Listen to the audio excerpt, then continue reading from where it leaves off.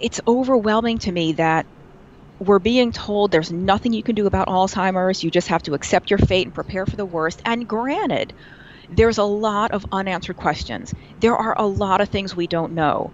But just because we don't know everything doesn't mean we don't know something. The people who should be pounding this drum the hardest are, asleep at the wheel.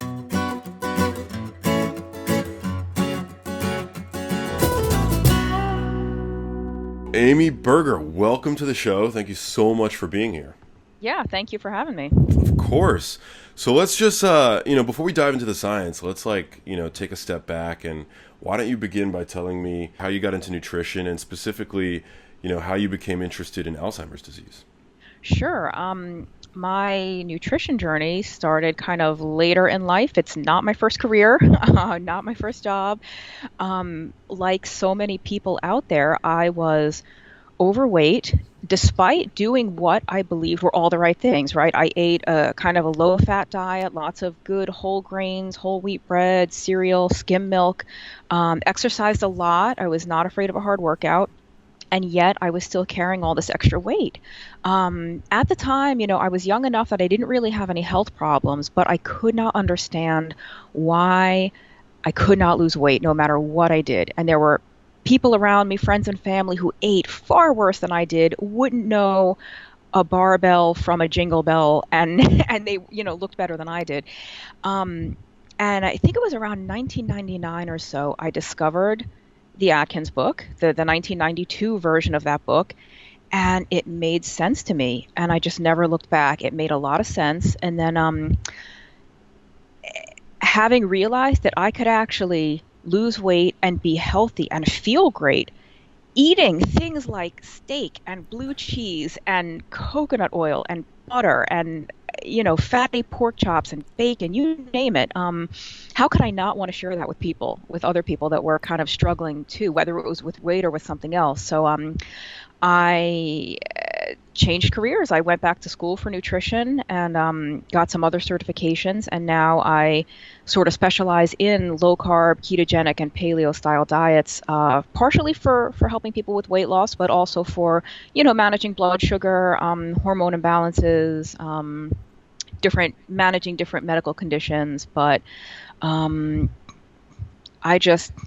don't think it's the only way people can eat and be healthy. There's a lot of different approaches, but certainly I think this approach works for millions of people for whom a lot of other things have failed.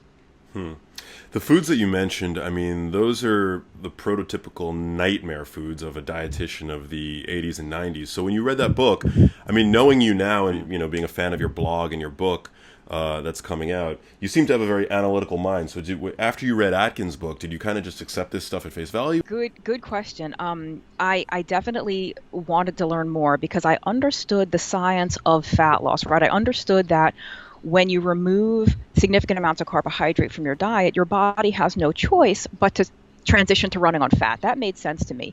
But I was still concerned, like, okay, I'm going to lose weight, but am I going to die of a heart attack instead? Am I going to clog my arteries, like you said, or something else has to happen? There's no way that I could be eating all this saturated fat and all this red meat and all this cholesterol and not have problems. And I guess I don't even remember what my first foray into the formal education was. I actually got my master's in nutrition after I had already learned a lot about low carb on my own. I think I had just read a lot of books, books written by doctors, not sort of by lay people and bloggers and stuff like that. Not that there's anything wrong with bloggers writing books, but PubMed is free. You can read papers if you're scientifically literate. So I just started doing some of the research, and I became more and more convinced that this was the way to go, and that it's not maybe 100% false what they've said about fat and cholesterol, but it's certainly not what we thought it was. And we have to remember Dr. Atkins was a cardiologist, and if this type of diet had been bad for his heart patients, people with heart disease, he would not have staked his professional reputation on it. And unfortunately, that reputation was raked over the coals while he was still alive. And since his death, he has been vindicated over and over again. I mean, he has been absolutely right. So, he was it's hard to argue with a cardiologist who's telling you to eat egg yolks and butter. Would love to, switch gears and talk a little bit about your passion for, Alzheimer's disease and disseminating the role that diet has in, swaying a person towards greater risk for the disease. It's a huge passion of mine. I think I'm passionate about bringing this information to people who need it because they're not getting it, unfortunately, from their doctors. They're not getting it from their neurologists.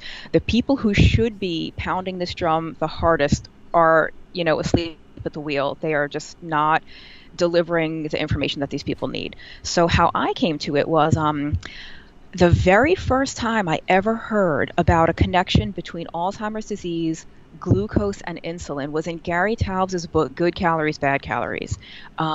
People either love Gary or hate him. I think he's great. I love his writing. I think he's a great researcher. That was the first place I had ever heard of this connection where Alzheimer's is related somehow to glucose and insulin handling in the brain. And I have no family history of Alzheimer's, so at the time I read that, I just said, "Oh, well, that's really fascinating, but maybe I'll research that more someday in the future." Well, several years later, I was in school for nutrition, and I had to do my thesis, and I was going to do a literature review. And when it came time to pick a topic, I said, what is something that I think I would enjoy writing about that hasn't been written about a million times already, and something that I could actually learn something. And I said, I'm going to go back to that Alzheimer's thing and see if there's anything there. So when I started looking for scientific papers, I was blown away by what I found. I mean, it is everywhere. It is everywhere in the scientific literature. Alzheimer's disease is regularly referred to as type 3 diabetes, diabetes of the brain. Sometimes they call it brain insulin resistance. And if people out there have heard of metabolic syndrome, they also call Alzheimer's metabolic cognitive syndrome. I mean, this is everywhere. How did I never hear of it? As someone who's actually really interested in low carb and interested in insulin issues and ketones, how did I not come across this before a book? Not hearing it from a doctor, not hearing it from a specialist, hearing it from a journalist who wrote a book about low carbohydrate diets.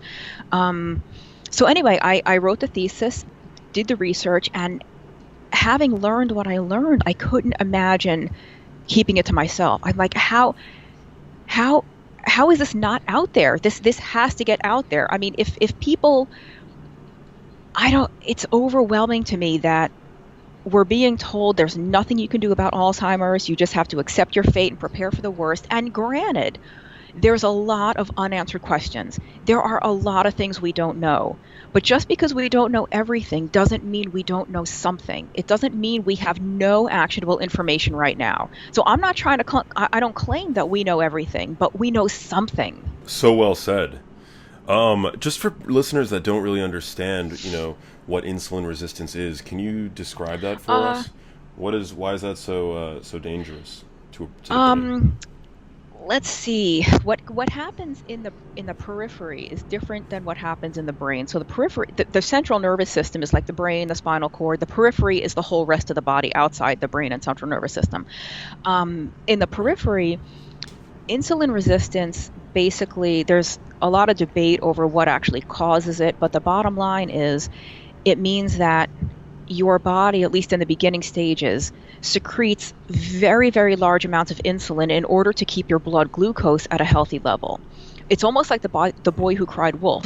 So much insulin, so much insulin, so much insulin, eventually the body stops listening. And so then your blood sugar actually is high because you get to the point where you can't secrete enough insulin. Like it's just done. So there's too much insulin in the bloodstream and the rest of the body. The interesting thing about Alzheimer's is they've found that a lot of these people have low insulin in the central nervous system and in the brain. Why does that happen? There's a lot of debate about that. It could be almost like a protective mechanism. It's the brain's way of stopping the influx of so much glucose, because we're told that glucose is the preferred fuel of the brain. It's the only fuel for the brain, or the brain requires X number of grams of glucose per day. And the brain does require glucose, but if anyone out there is familiar with ketogenic diets or ketones as a fuel in the body, the brain loves ketones. It can run on ketones very well. It can't run exclusively on ketones. It does still need some glucose. But when you're on a ketogenic diet or taking exogenous ketones or getting ketones into your brain somehow, it dramatically reduces the need for glucose. So Hmm. if you have insulin problems in the brain and glucose handling problems in the brain, you can overcome a lot of that by fueling the brain with ketones. And I mean, we kind of got ahead of things. I mean, one of the fundamental problems in Alzheimer's, if people out there don't know, is that neurons in affected areas of the brain lose the ability to get a lot of fuel from glucose. They basically are not able to use glucose as a fuel. And they starve to death and they actually atrophy. I mean, you can see this on brain scans. The matter of the brain literally shrinks. The synapses that connect neurons go away. Communication between these neurons breaks down. The obvious result is memory loss, behavioral changes, personality changes. Um, so, bottom line, whatever else is going on in Alzheimer's, in my opinion, the number one thing we can do is nourish these starving brain cells. And there's a lot of other things we need to do, but to me, that's like step one. So the idea then would be to circumvent this impaired glucose metabolism for these, quote unquote, starving brain cells with ketones, which are an alternate fuel source. And how can we do that? Essentially, I mean, how can we better supply ketones to the brain? There's a couple of ways. The first way, the most obvious way, is with a ketogenic diet, which is very, very low in carbohydrate. Again, that forces the body to get most of its fuel from fats and ketones. Nowadays, there's also these ketone supplements, these exogenous ketones, exogenous meaning from the outside. You can take it in a drink, Yeah. in a powder form, something like that. I think those are very helpful, and they've done, randomized controlled trials where these exogenous ketones do improve cognitive function in patients with Alzheimer's disease or mild cognitive impairment. The thing is, these things are fleeting. They have a very short half-life in the body. They're gone in about 3 hours. So I think they're really Hmm. helpful, but how about if we combine the exogenous ketones on top of a ketogenic diet where somebody's generating ketones 24/7, even if only at a low level? A sustained low level all the time is probably going to get you further than these little bursts that you're going to get with the exogenous ketones.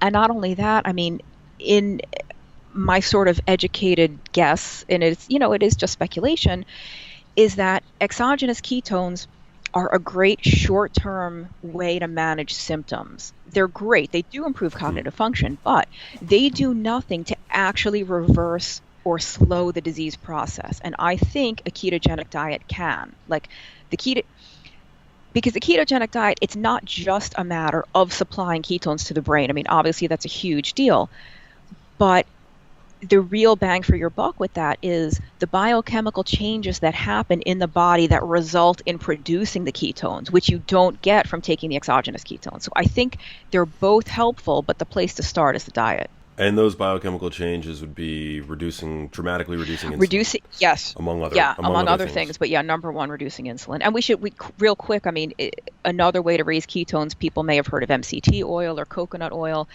They are a good source of a special type of fat that readily converts the ketones inside the body. So even if somebody is not following a low carb or ketogenic diet, eating large amounts of these special oils can actually elevate ketones. So I think when you Hmm. have someone maybe who's very very old or someone with very advanced dementia who is not going to be able or willing to change their diet, then any way their caregiver and loved ones can get these fats into them is going to help a little bit. Yeah. So I mean, there's obviously profound medical implications for people that are suffering from these kinds of diseases. Epilepsy, for sure, that's been well established, but also Alzheimer's disease, Parkinson's, things like that. What about for people that are young, asymptomatic, decades away, perhaps from showing their first symptom? What is the value of, low carb diets, medical grade ketogenic diets, and then also these exogenous That's a ketones? really good question. The thing is, Alzheimer's disease doesn't happen overnight, right? It's not like you wake up all of a sudden, I have Alzheimer's disease. I mean, this builds over a number of years where at first it's very mild. You have senior moments, where you walk into a room and you forget why you went in there. We all have that, even young people. But when it happens more and more, you start misplacing your keys, losing your phone. These are signs. These are like the little breadcrumbs along the trail that something is starting to go awry. And there's people at genetic risk for Alzheimer's, whether it's because of a certain genotype or of a maternal history of the disease, that they can measure via PET scan a reduced glucose metabolism in the brain of people in their 30s. So, this builds over a very long time, but when you're younger, the brain can compensate. So even though you're already starting to have a decline in the brain's ability to use glucose, you overcome it and you mask it until it advances to the point that you can't overcome it. So for younger people, I don't think a strict ketogenic diet is required in order to prevent this happening, but I do think managing your blood glucose and managing your insulin levels is required. Some people can do that with a diet that maybe includes up to 150, even 200 grams of carbs a day, depending on how active you are and how insulin sensitive you are. Some people can't. Some people are going to have to stay under 100 or under 50 grams a day of carbs. Um, there's no, I can't say for sure who's who. You have to know your own body. You have to know maybe take some measurements here and there.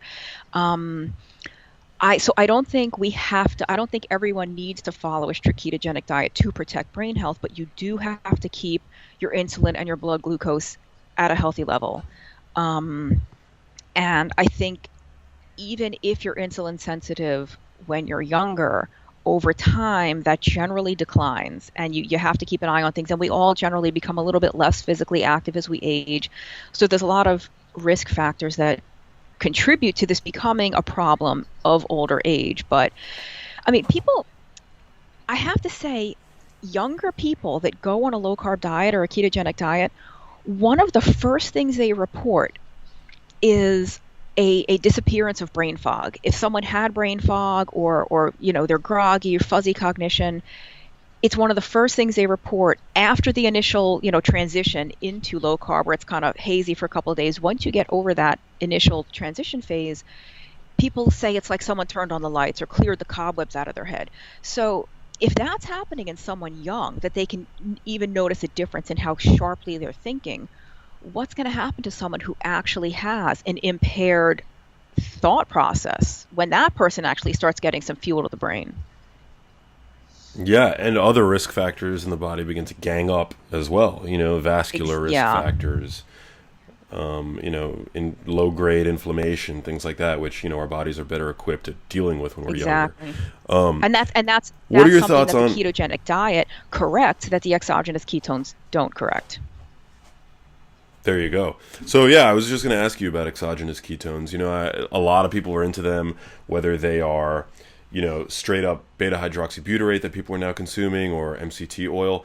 I go back and forth in terms of my perspective on them. Sometimes I think that if you're already in a, fat adapted state, meaning you've allowed your body to lower insulin to the point where you can tap into your body's fat stores, then adding, MCT oil on top of that is like essentially excess calories. So if you're trying to drop weight, what is the real value in that? And you could actually also promote insulin expression by being hypercaloric, by eating too many calories, which, adding excess oils and ketones and whatnot can contribute to. But I mean, a lot of people also tell me, on the other hand, and I'm always willing to challenge my own theories, that they see benefits, cognitive benefits from Hmm. exogenous ketones. So what are your thoughts on the utility of these There's a products? lot to unpack there.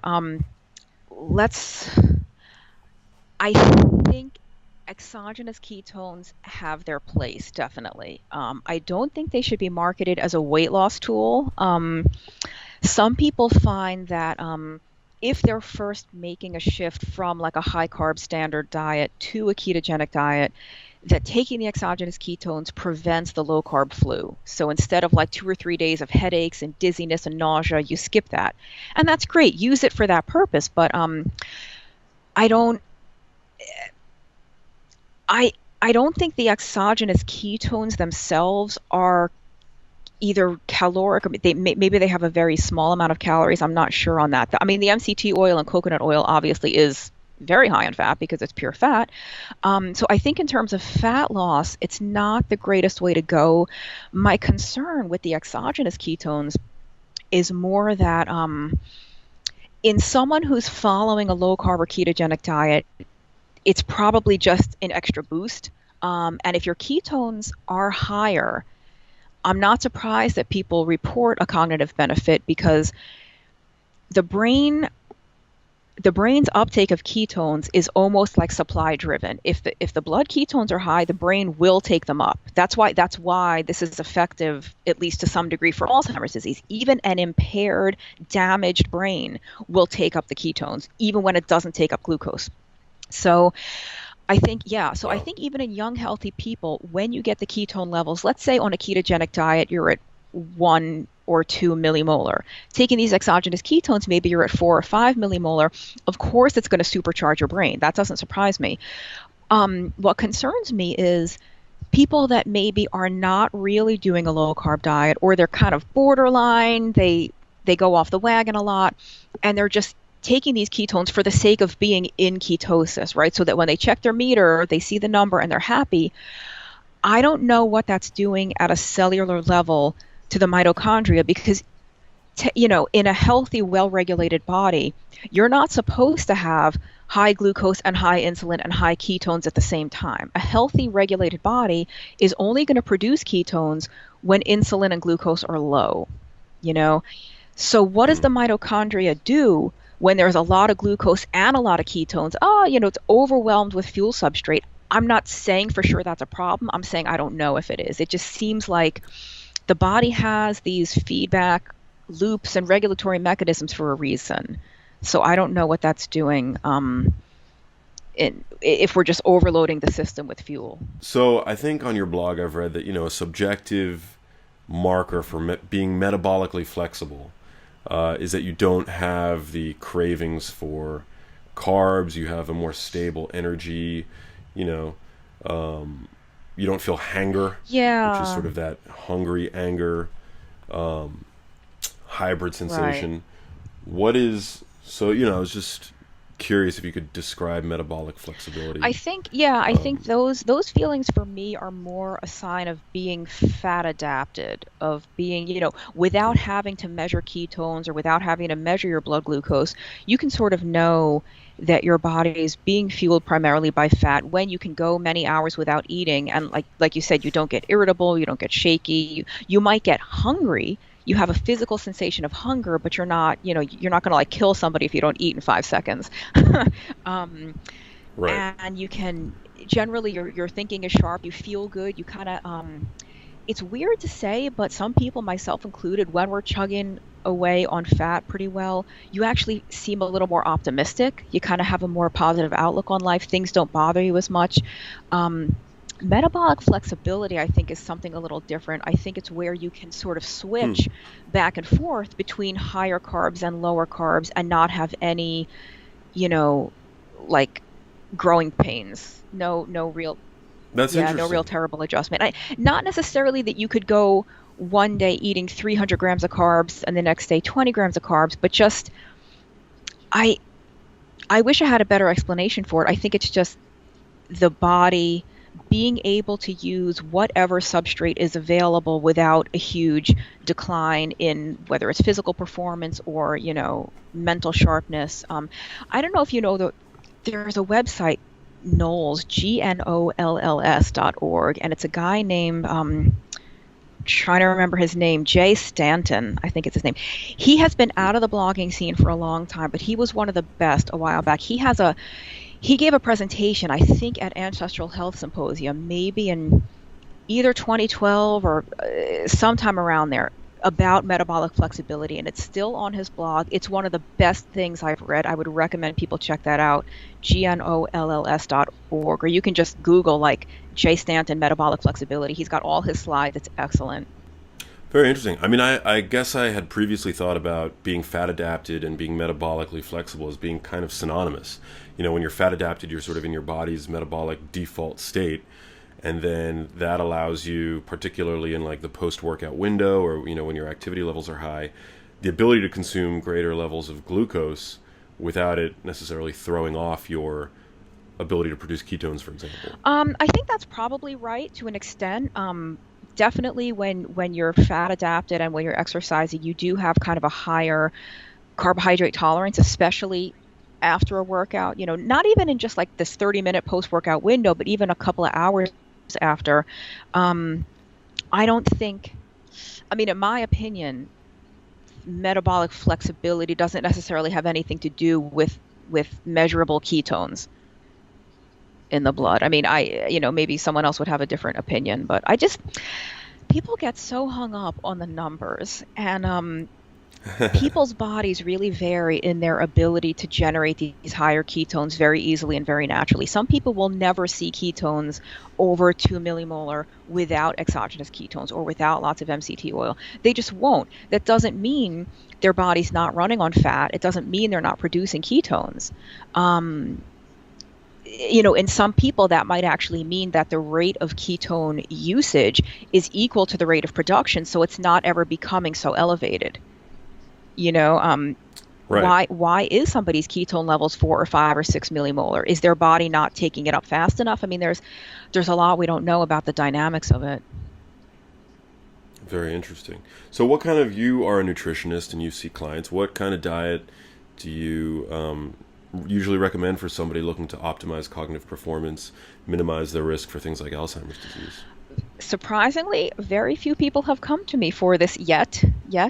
In the future, maybe there will be Really? more. I think Hopefully, we can change. Hopefully, let's we can hope change that. so. But I it depends on where they're starting from. Obviously, I'm going to recommend some type of low carbohydrate strategy. The extent to which that has to be super, super strict is going to depend on the person and their situation. I mean, someone who is younger and really physically active can tolerate more carbohydrate. It doesn't mean they have to. If somebody like that enjoys staying under 30 or 40 grams of carbs a day, then by all means, that's great. And even in someone like that, someone active and young and healthy, I wouldn't necessarily if I recommend slightly more carbs for them, it's not going to be coming from bread and granola bars and cereal. It's going to be coming from, parsnips and turnips, and well, turnips aren't starchy, but slightly starchier vegetables that people think are off limits on a low carb or ketogenic diet. Because those people, maybe up to 60, 75 grams of carbohydrate, there are people who can actually eat around that much and actually still be in ketosis. I mean, not everybody, but some people can. And again, depending on the situation, probably liberal amounts of coconut oil, eggs with the yolks, lots of fatty fish, just good, real, whole food. And then, depending on the situation, I think there are some supplements that can really help with targeted brain health. Like what? What kinds of Um, supplements? some of these we should try to get mostly from food, but if someone is older or already having issues, I think DHA is huge. So that's an omega-3 fat. Zinc, B12. B12 is enormous, and most older people are B12 deficient. There's a lot of vegetarians and vegans that are kind of marginal B12 status. The more esoteric ones, I think, are, I'm trying to remember. There's been some studies on acetyl L-carnitine. For people Hmm. watching or listening out there, carnitine is an amino acid that helps fatty acids get into the mitochondria. So someone who's Hmm. specifically trying to ramp up fat metabolism or fat burning to produce ketones, they might benefit from extra amounts of carnitine. Berberine, chromium, alpha lipoic acid is really good for brain. Anything that improves insulin sensitivity. That's why I think the berberine, the lipoic acid, and there's this other stuff, huperzine A and PQQ. I think Tim Ferriss has and Dave Asprey have both probably talked about these. They're not very widely known, but I think I'm trying to remember which is which, but they're good for like mitochondrial biogenesis. And if you can create Yeah. more mitochondria in those neurons, that is a good thing. That's really important. People, mitochondrial count tends to decline with age, and these are literally the powerhouses in our cells and our neurons that create energy. And that energy is what keeps the lights on for all of our very many neural Right. processes, which is so important. You mentioned berberine. Berberine is sort of has been highlighted as like a natural metformin, and metformin is now being studied for its geroprotective effects. Longevity promoting, being able to help possibly treat things like Alzheimer's disease, maybe even prevent it. Do you have experience with berberine? I've never tried it, I've but taken it myself a little bit. I haven't really noticed any difference, but I'm not sick. I think in someone who's compromised in some way, they might notice a difference. But I mean, the studies on berberine are yeah. really impressive. I mean, there are studies that do Hmm. show it to be as good as metformin. Um, Wow. Very yeah, so interesting.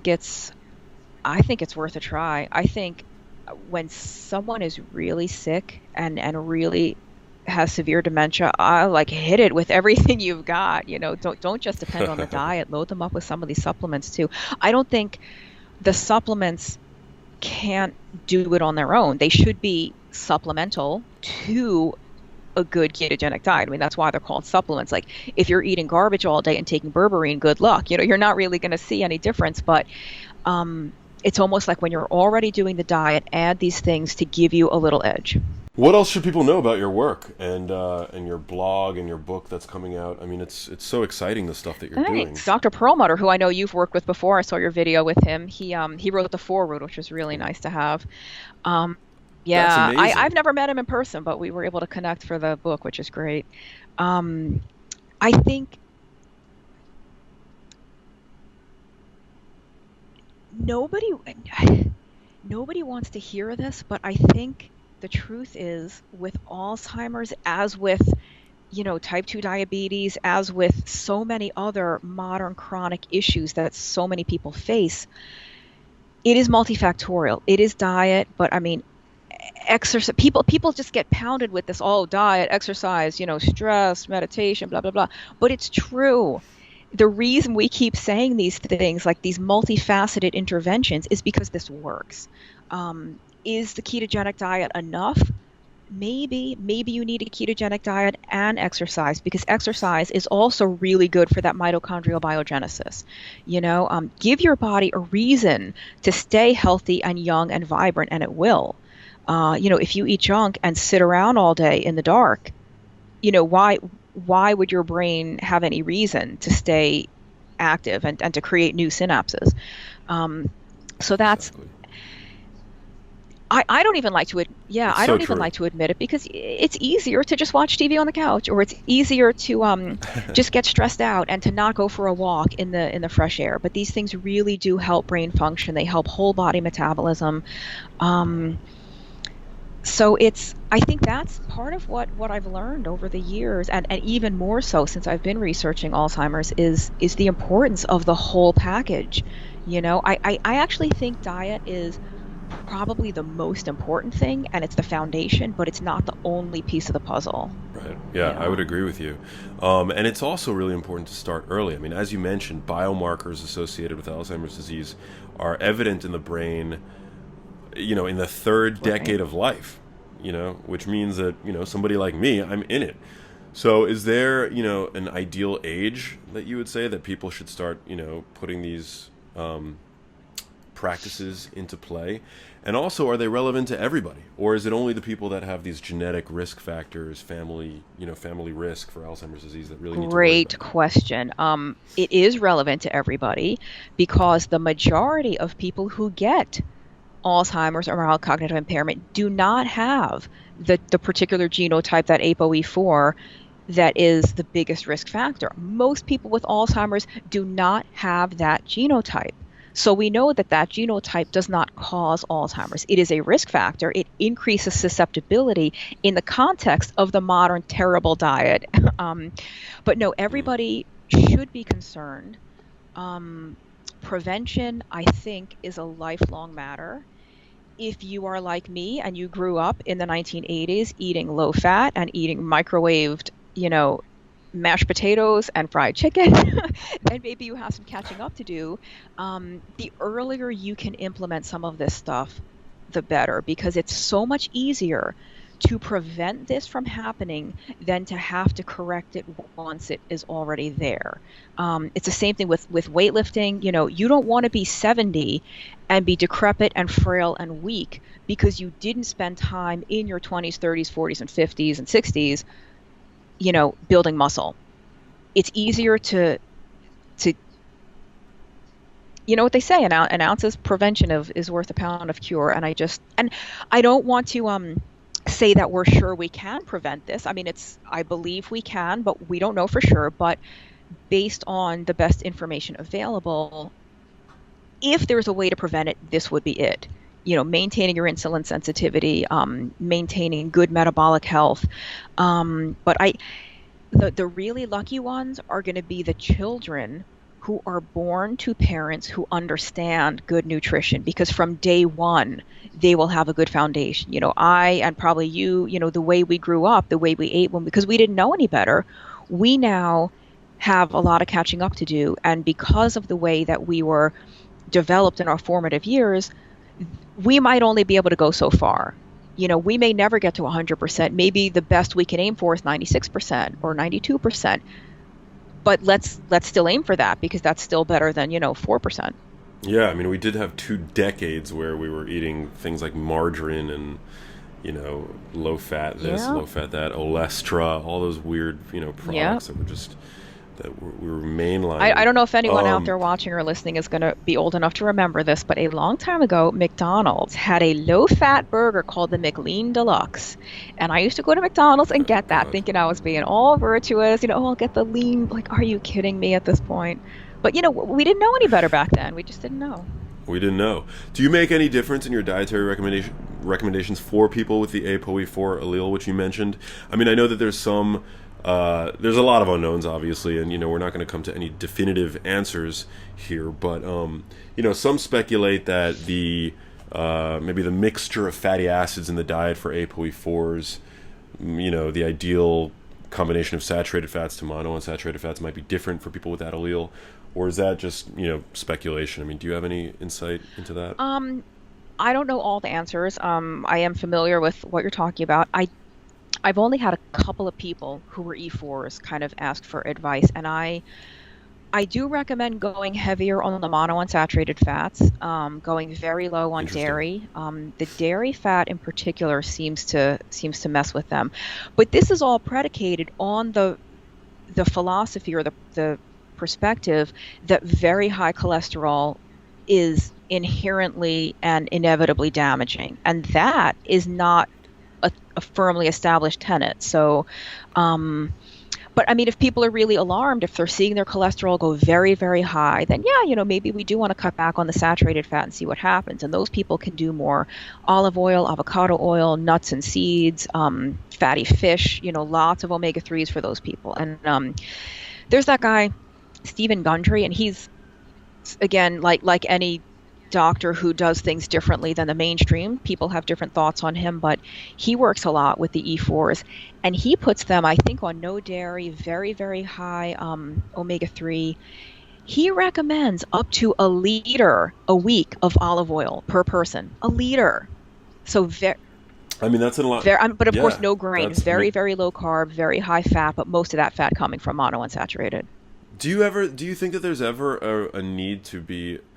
I mean, certainly high cholesterol is not, cholesterol in and of itself is not the demon here. That's been, I think, established, but it is still like a surrogate marker for something else going on in the body that might pose a risk for your brain. I mean, if you have extremely high cholesterol, that could be a sign of inflammation, that could be a sign of gut permeability. There's this idea that, the LDL particle is actually antimicrobial, I've read about, and serves a purpose in the body. So, I mean, if you are, say, an ApoE4 carrier and you see your cholesterol levels shoot through the roof, is that not cause to be, and this is sort of outside of the scope of the conversation, but maybe you could touch on this, is that not cause to be alarmed necessarily? I mean, if you see your particle count shoot through the roof, your LDL numbers go really high. I mean, I'm just curious. I don't have all the answers. I do think there probably is such a thing as a cholesterol level that is too high. I mean, I'm not talking about the high 200s, though, 280, 290, I don't care. When we start to get, mid to high 300s, 400s, then it's like, okay, what's going on here? Like you said, it's got to be indicative of something when it starts to get that high.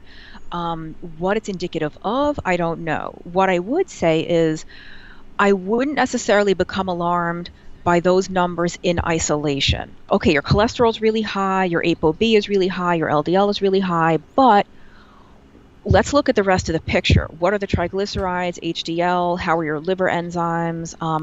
So I wouldn't become either alarmed or I wouldn't rest assured based on any one number in isolation. I would look at the whole picture. Even most of the doctors, I think, who agree with the thinking that cholesterol is not a problem and LDL is not a problem, even they, I think, would become somewhat trepidatious with a cholesterol that's really, really high. Well, I think it's about time to wrap up. I just want to thank you so much for your time. And where can people pick up your book? It's available for pre-order on Amazon now. It's the Alzheimer's Antidote.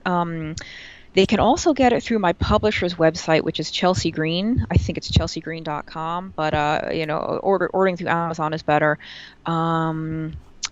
There will be a Kindle version and some other electronic versions. I'm not sure when those will be out, but the print version is available March 22nd. It's so great. I read the early version. It's amazing. It's so Thank dense, you. so well researched. So I'm like truly looking forward to the Thank new you. version, the updated version. What I try to do is take the scientific literature and translate into plain English so that people can actually implement some of this information in their own lives, because the caregivers and the loved ones of people with dementia do not have time to read the medical journals, and if they did, they might not be able to understand all the jargon. So I took the information, here's what it actually means in black and white. And my blog is tuitnutrition.com. People can find me there. It's TUIT nutrition.com. What kinds of things do you cover on your blog, just for the listeners? Everything. Why should they go I check it out? I write lots about low carb, ketogenic diets, thyroid function, digestion, insulin. I'm not that big on the gut stuff and adrenal. That's kind of not my wheelhouse, but there's plenty of other good writers out there for that stuff. Amazing. Well, you're one of the truly intelligent voices in this space. So, I mean, to anybody listening, I would highly suggest you go checking out Amy's blog and seeing her as a client. She knows her stuff. Thank you. So, Thanks.